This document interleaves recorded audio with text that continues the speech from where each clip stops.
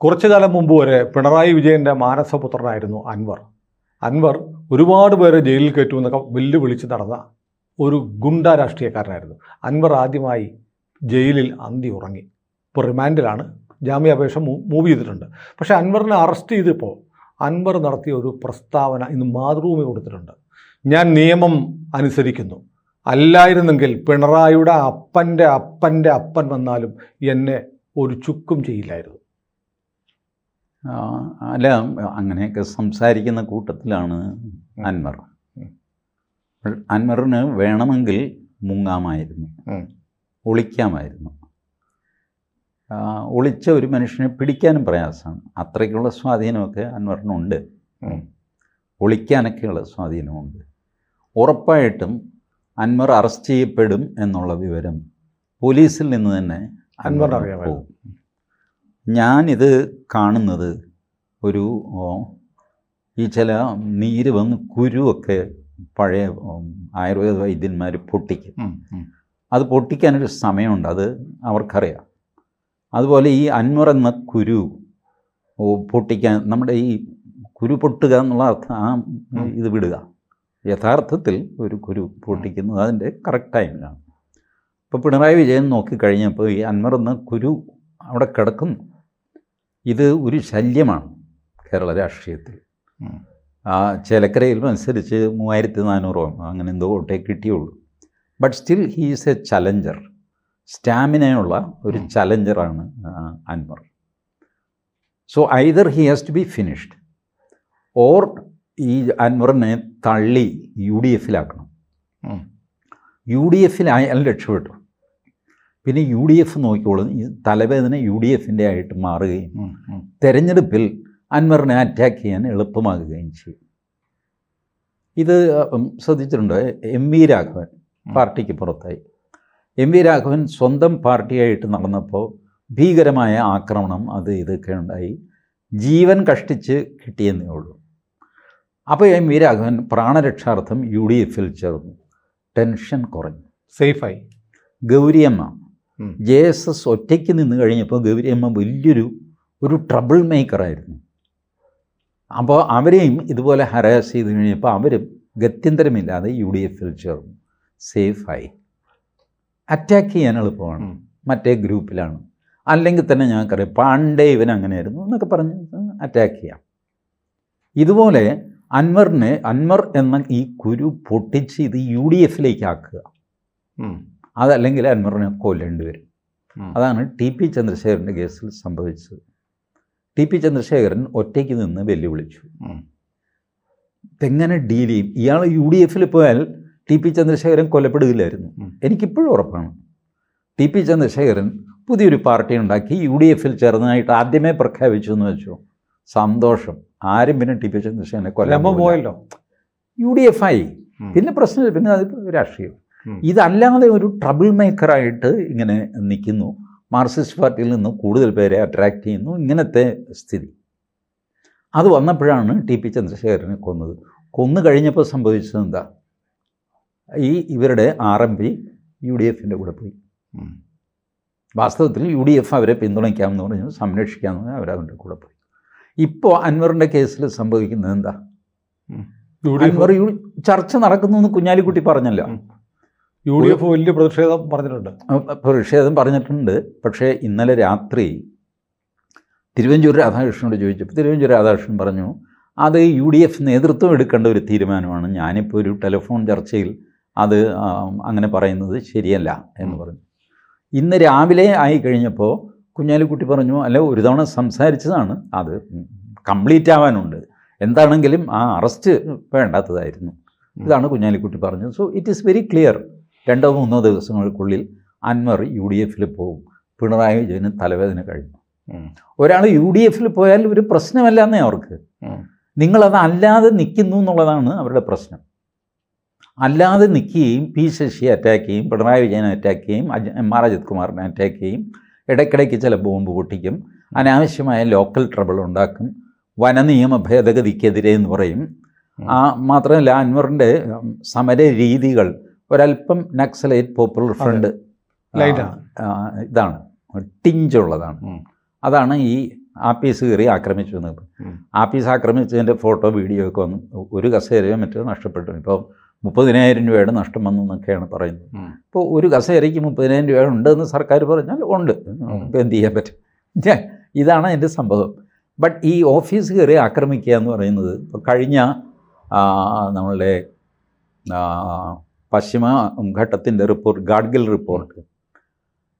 Report, പിന്നെ കസ്തൂരി രംഗൻ ഉമ്മനായി ഇങ്ങനെയൊക്കെ പോയി. ഇതിനിടയ്ക്ക് നടന്ന വലിയ ബഹളത്തിൽ ഫോറസ്റ്റ് ഓഫീസിനും ഫോറസ്റ്റ് ജീപ്പിനും തീയിട്ടു. തീയിട്ടത് നിസ്സാരക്കാരനല്ല, ഒരു പള്ളി വികാരിയാണ്, പള്ളിയിലച്ഛനാ. എന്ത് ചെയ്തു? പള്ളിയിലച്ഛനെ അറസ്റ്റ് ചെയ്തോ?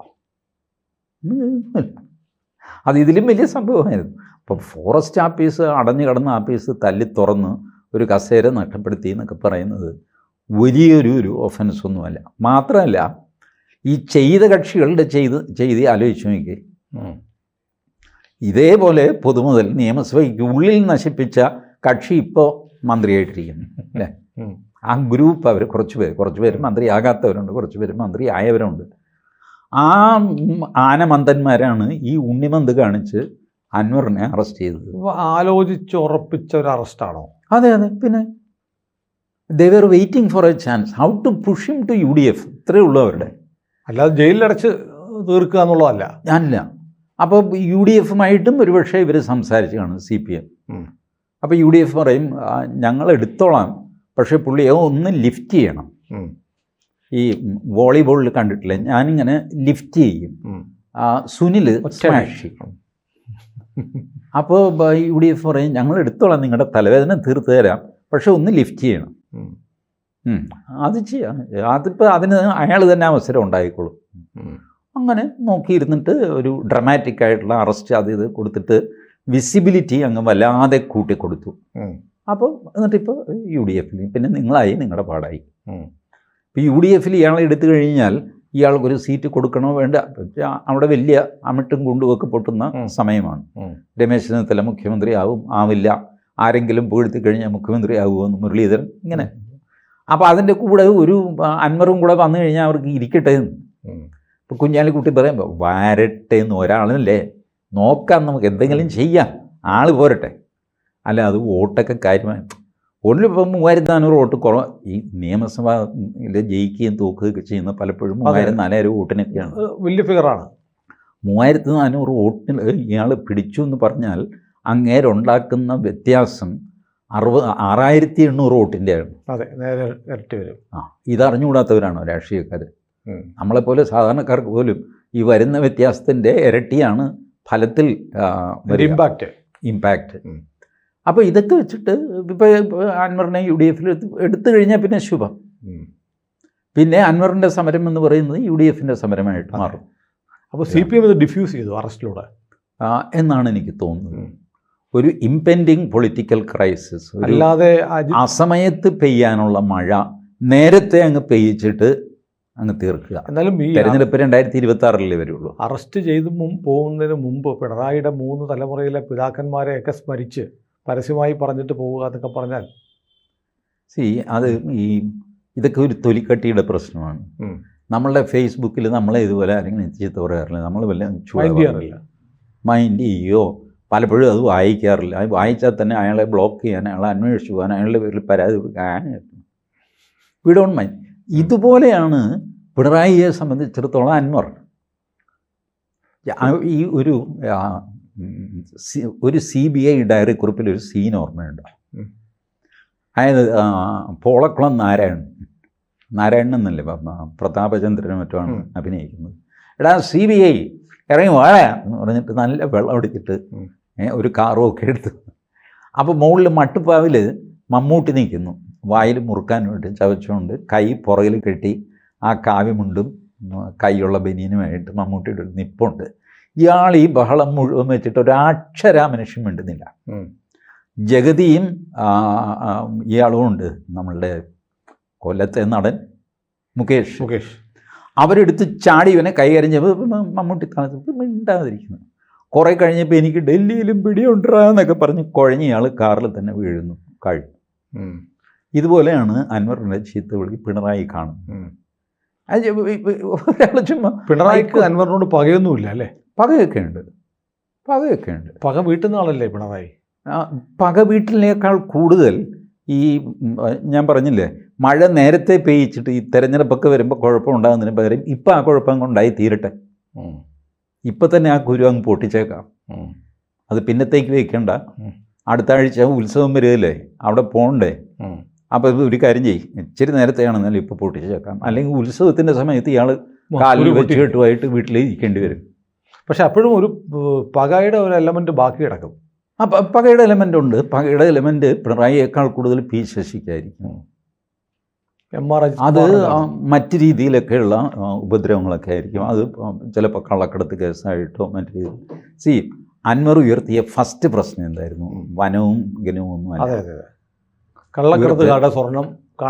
കള്ളക്കടത്ത് സ്വർണം എയർപോർട്ടിൽ നിന്ന് പുറത്തു വന്നു കഴിഞ്ഞാൽ അത് പിടിക്കാൻ പോലീസിന് അവകാശമില്ല. ഡാൻസ് ആഫ് എന്ന് പറയുന്ന സംവിധാനം പോലീസിൽ അത് ജനങ്ങളെ ഹറാസ് ചെയ്യാനായിട്ട് ഉപയോഗിക്കുന്നു. അങ്ങനെ ഹറാസ് ചെയ്യപ്പെട്ട രണ്ടുപേരെ ഇയാൾ കൊണ്ടുവന്നിരുത്തി. മാത്രമല്ല, അവരുടെ നിന്ന് പിടിച്ചെടുക്കുന്ന സ്വർണം അത് മുഴുവൻ കോടതിയിൽ ഹാജരാക്കുന്നില്ല. അതിനിടയിൽ പോലീസുകാർ തട്ടുന്നു. ഇതാണ് അൻവർ കൊണ്ടുവന്നത് വ്യക്തം. അപ്പോൾ അത് മാത്രമല്ല, അൻവർ ഇടയ്ക്കിടയ്ക്ക് കൂടെ ആഫ്രിക്കയിൽ പോകുമായിരുന്നു സ്വർണ്ണഖനിയിൽ. ഇപ്പം എന്താ അൻവർ പോകാത്തത്? അപ്പോൾ സ്വർണത്തിൻ്റെ എന്തോ ഇടപാടുകളിലാണ് ഇതിൻ്റെ തുടക്കം, ഈ കയ്പിൻ്റെ തുടക്കം. പിന്നെ വാഴ നനഞ്ഞ കൂട്ടത്തിൽ ചീരയും നനഞ്ഞു എന്ന് പറയുമ്പോൾ ഈ അൻവറിനോട് ദേഷ്യമുള്ള ഒരുപാട് പേരുണ്ട്. അവർക്കൊക്കെ ഒരു സമാധാനമൊക്കെ കിട്ടി കാണും. അൻവർ അറസ്റ്റിലായി, ഒരു ദിവസം കിടക്കുമല്ലോ എന്നൊക്കെ പറഞ്ഞിട്ട്. ഏതായാലും അൻവറിൻ്റെ കഥ കഴിഞ്ഞിട്ടില്ല, കഥ തുടരുകയാണ്. അൻവറിൻ്റെ കഥ ഇനിയിപ്പോൾ UDF ചേർന്ന് കഴിഞ്ഞാൽ ഈ അടികൊണ്ട ചേരയെ പോലെയാകും. മരിച്ചോ എന്ന് ചോദിച്ചാൽ മരിച്ചിട്ടില്ല, ജീവനുണ്ടോ എന്ന് ചോദിച്ചാൽ ഇടയ്ക്കൊന്നും ഇങ്ങനെ എഴയാൻ ശ്രമിക്കുന്നു. ഈ രീതിയിൽ അങ്ങനെ അങ്ങ് പോകും അൻവർ. അതല്ലാതെ UDF പോയിട്ട് വലിയ വിപ്ലവം ഉണ്ടാക്കാനില്ല. കൂടുതൽ വാർത്തകളും വിശേഷങ്ങളും നിങ്ങളിലേക്ക് എത്താൻ ABC മലയാളം സബ്സ്ക്രൈബ് ചെയ്യുക, ബെൽ ബട്ടണും അമർത്തുക.